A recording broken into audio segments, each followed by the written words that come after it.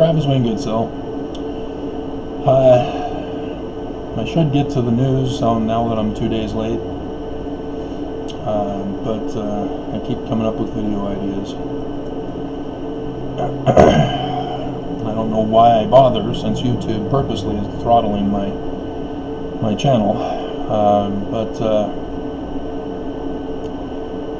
I do hope I have things to occupy my time today in regards to the lawsuit. If the Postal Service is able to get their employees restocked and retrained. Normally takes a couple of weeks for a new trainee to get up to speed as a regular postal deliverer, whereas it took me only a week. But I had more of an incentive, because the quicker I finished, the quicker I was done. So anyway, this video is about flattering, pacifying, and deceiving, which they're all pretty much tied into the same. If you flatter and pacify, you are deceiving. So what is flattery? It's where you give positive affirmation where positive affirmation is not required. In other words, you lie. Just to protect the feelings or whatever other excuse you come up with. That's what flattery is. Pacification. It's a pacifier, is something that gets stuck in a baby's mouth that causes them to have crooked teeth later on in life. The nickname for it is Pootie, I found out. So I'm kind of wondering about another slang term, as I know what that other half is. Now I found out what the first half is, so now I'm like, what does that mean now? Anyway, I've talked about in other videos about my personal life growing up as a Mormon, and so that's where flattery, pacification, and deception is taught to me, is from the Book of Mormon, that it's the strategic tactics of Lucifer,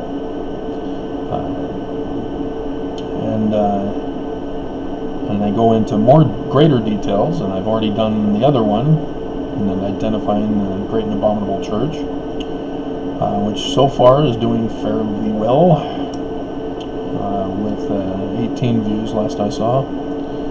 And so yeah, you're going to look on the video itself and go, it's not 18 yet. That's because of YouTube's analytics. They deceive us as uploaders of videos, and it's because of the analytical program that discriminates and hates based on the programmer. That's why Nelson changed the name of the church, doing away with all of the shorter nicknames. LDS Church, Mormon. It's because of the analytical programs.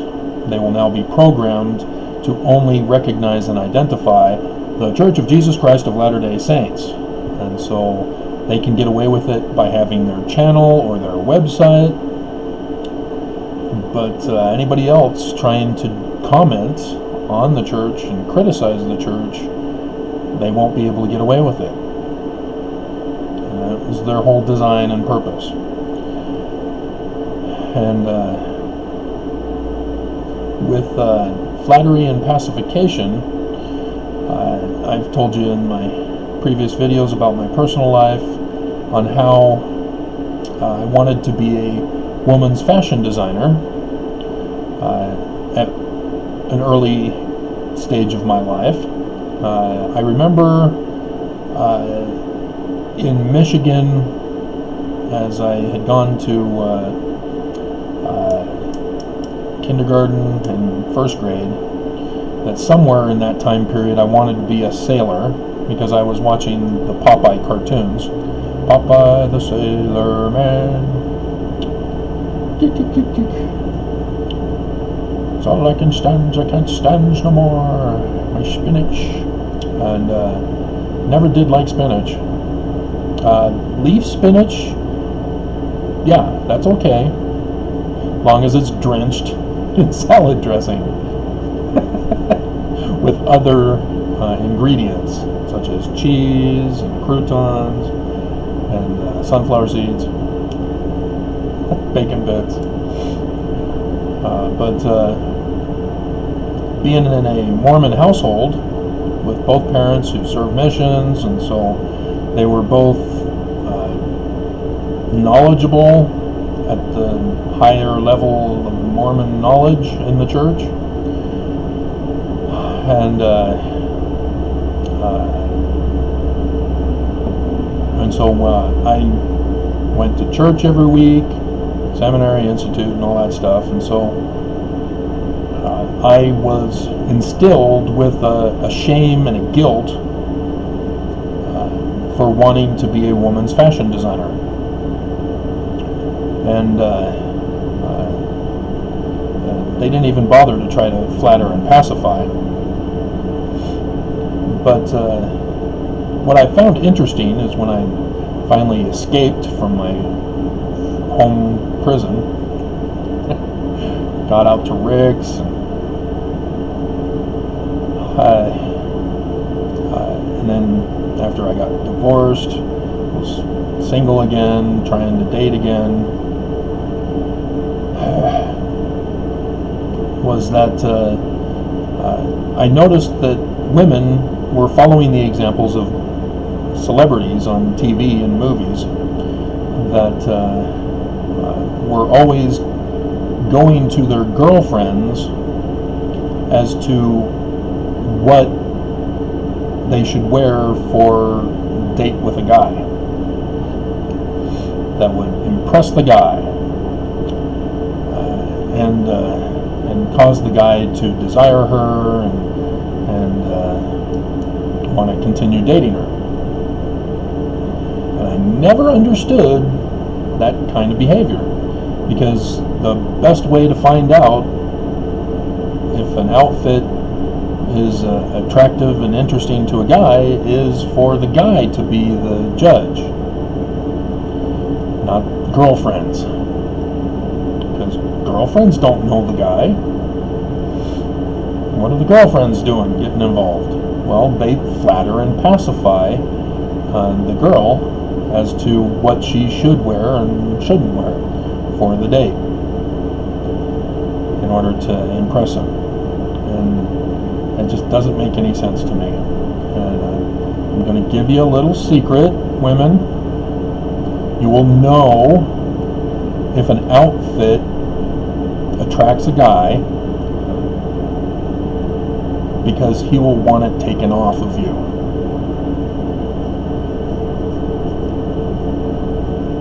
We're not complicated. It's no insult to the dress. It's the honest truth. We're not flattering or pacifying you when we say, "Wow, you look great, take it off."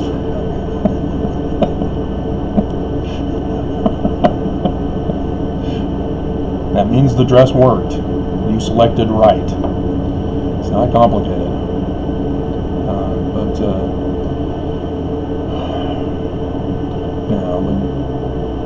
Mormonism especially causes many problems in that area.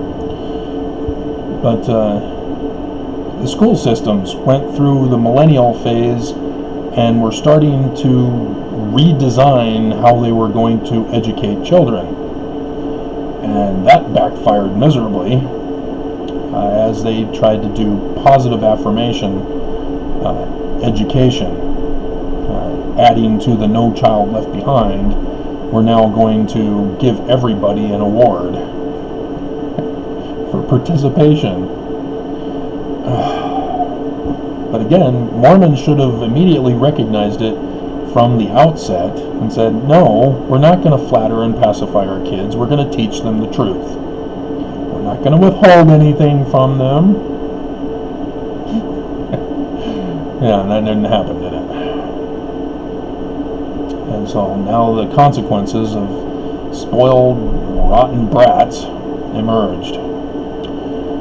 And kids who are able to scream and get their way every time by throwing a tantrum. And so as a result, with this coronavirus, we now have a problem of parents who don't know how to take care of their own kids.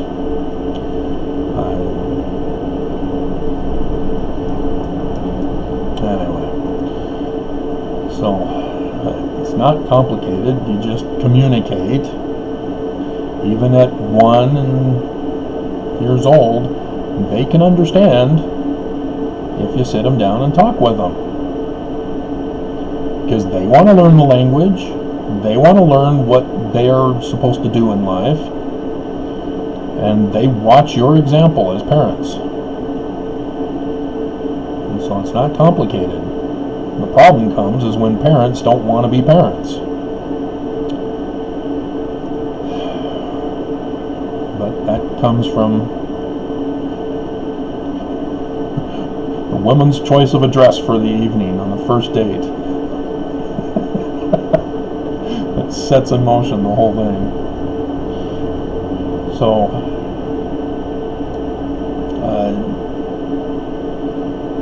in regards to religion, when you have a religious leader who's saying, hey, everything's all fine, all is well in Zion, no problems, you're not committing sin, you're perfect, everything's right, which seems a different tactic than the church. They say, oh yeah, you're the chosen ones, but you're evil. You're not listening to us. Obey us. Give us more money. So there's a little difference with the Mormon church, but it's still under that same concept at the lower levels where the bishops say, oh, you guys are so faithful. That's wonderful. I'd like to thank Sister so-and-so for her excellent display. Don't you mean lesson?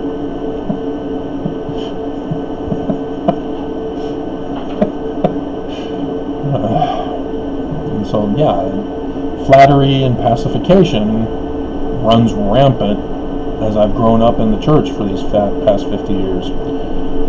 As people constantly claim, oh, I was inspired to be called to this, it was inspiring to be called to this position, and I never knew anything about teaching, and I read from the manual, and now I'm a great teacher.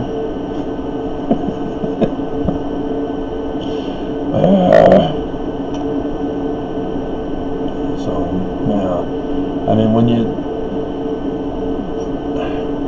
you have a system that is failing, to have people use flattery and pacification to have them ignore the failure, that's where the danger comes. And that's what I've seen in the church, is that Mormons don't know their doctrine. I mean, the comment on the guy who stole my video, she's now silent, because I was able to easily set her up. She presented false doctrine and commenting to another woman, and so I came in and said, oh, I thought that oil is the works of fruit from a seed, and therefore it does not refer to faith. And so she thought that I was therefore wrong and she was going to put me in my place. Nope. Ain't going to happen. Why? Because I actually put the Book of Mormon principles into practice, found out, yep, sure enough, that's how it works. And yes, I do know about farming and agriculture as well. So I understood the symbolism behind it, and I understood the real implication when you get revelation, as it's called in religion, or an idea as to how to do something, and design something, create something, decipher ancient languages is what I did. And so it's not a hard system. We all implement it, but the religion flatters and pacifies us into altering Moroni chapter 10 verses 4 and 5. Take out the word manifest, change a few words around, and I already did that video too. So flattery and pacification is a horrible evil. Should never have been implemented in our school systems, should never be used in the Mormon church, and yet it is. And it's causing damage to the Mormons, as they're now wondering, oh, when is the second coming? It's got to be soon. We had a total solar eclipse, and there's another one coming, so it must be now. And they don't think, why is it over America, not over Jerusalem? You guys are looking for Jerusalem to be destroyed, yet it's over America. America is the worst with the coronavirus, which was what Moses had to deal with when he was confronting Pharaoh. Why America? Why not in Jerusalem? What's going on? Israel, however, has decided to escalate their coronavirus numbers, as they now are rising sharply. They had it controlled in the beginning, and then they just let loose. That's what we're witnessing, and we're going to continue to witness this pattern. As people get it under control, then the outbreaks, and then they get it under control and the outbreaks. And here in America, nope, we're just going to keep rising. Life elevated, right, Utahns?